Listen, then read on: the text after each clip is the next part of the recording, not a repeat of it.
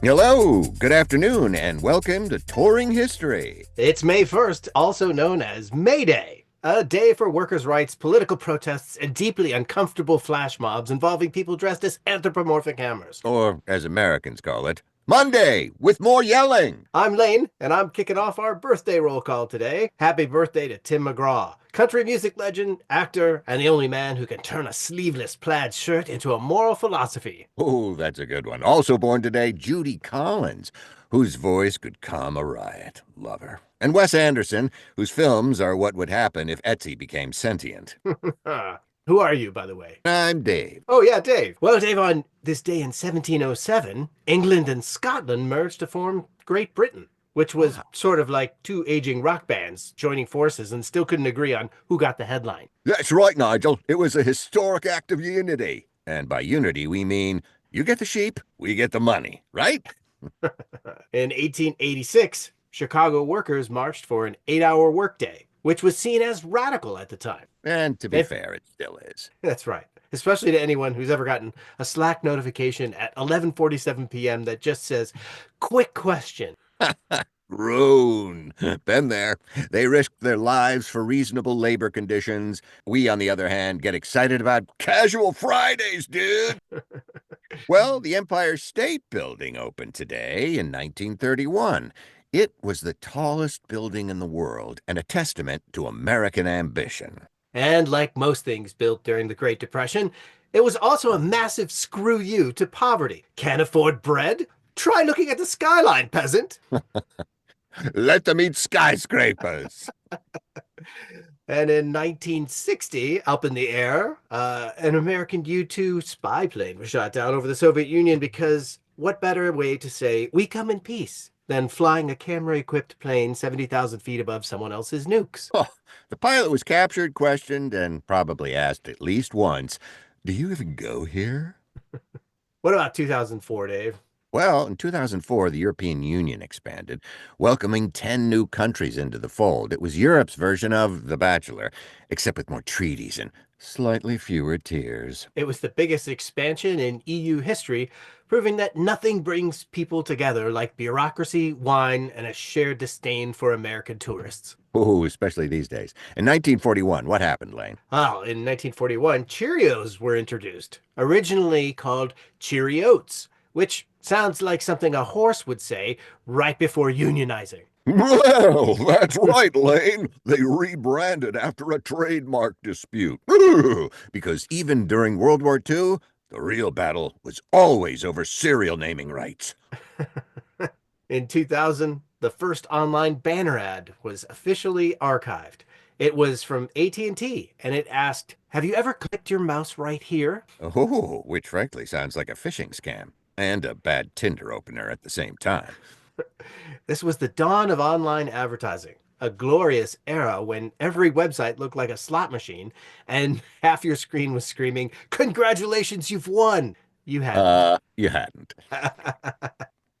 It's back to today's sponsor. We're Yes. happy to have Rise Donuts back. Now, Oh, if great. you're feeling overwhelmed by imperial history, labor revolts, and banner ads from hell, don't worry. There's donuts. Ah, yes. This episode is brought to you by Rise Donuts in Wilton, Connecticut, makers of small batch handcrafted donuts so good they'll make you forgive 2023. They're warm. They're beautiful. They sell out faster than toilet paper in March of 2020. They are warm. Follow They are warm. at Rise Donuts. Line up early and don't look back, because if you're going to eat your feelings, you might as well do it right. That's right. Back to the show, and back to 1945, and back to the bunker, where in 1945, Joseph Goebbels, Hitler's propaganda minister, took his own life after realizing that history's worst hype man was not a great long-term career plan. Well, that's for sure, buddy. Fun fact, he lasted one day longer than Adolf, which is not something you want on your resume. No. Well, in 1999, that's right, SpongeBob SquarePants premiered. A sponge who lives in a pineapple and works in fast food. Which sounds insane until you realize this show has outlasted 5 US presidents and still makes more sense than most government policy. That's for sure. What happened in 2011? Well, in 2011, President Obama announced the death of Osama bin Laden, ending a nearly 10-year manhunt. That's right, it was swift, secret, and shockingly bipartisan. A rare moment when the U.S. got it right, and Twitter somehow didn't crash. Or X. What? Yes. What about In 1978, Dave? 1978? In 1978, Japanese explorer Naomi Yamura became the first person to reach the North Pole alone. Which is impressive. I don't even go to IKEA alone without texting someone, if I disappear in the rug section, avenge me message. Why would you go to the North Pole alone? I don't know. You know where I'm going to go to get away from it all? And don't The try North reaching Pole me. alone. Don't try to follow me. Turn back. I'll It's carry it the all only place I myself. won't get a text. I'm carrying all my stuff. I just need this chair and this thermos and this ashtray and That's this it. bathrobe. And that's all. Go home, shithead. Roof, roof. He hates these cans. It's the cat. Oh, we've gone off the rails here, folks. If you've ever seen The Jerk, you know what we're talking about. What happened to 2023, Lane? Thanks for pulling me back in, Dave. Yes, and finally in 2023, the official coronation date was set for King Charles III, who waited 70 years for the top job. Whew. Wow. He spent decades preparing to be king, and still somehow seems deeply surprised every time someone hands him a crown. What's this? Let's just say, when your mom reigns longer than most empires, you age into the role. That's right. When it rains, it pours. So that was May 1st. An There's a absolutely little sidebar there. with a tangent.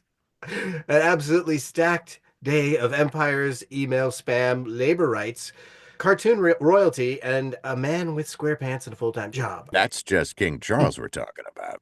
We'll see you tomorrow when history continues to disappoint and delight in equal measure. Until then, stay informed. Oh, and stay irrationally angry about cereal names. I know I do. Fruit Loops? Come on. That's And right. And Day Historical. Historical.